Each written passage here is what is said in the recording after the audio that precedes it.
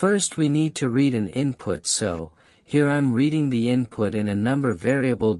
So here the input is taken as a string because we can't iterate over the integer if we read the input as an integer directly.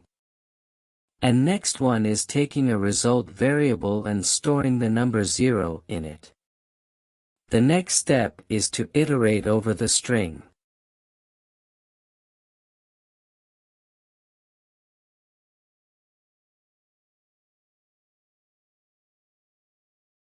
In a result, the string is converted to int using int data type and multiplying the given number with len of number times.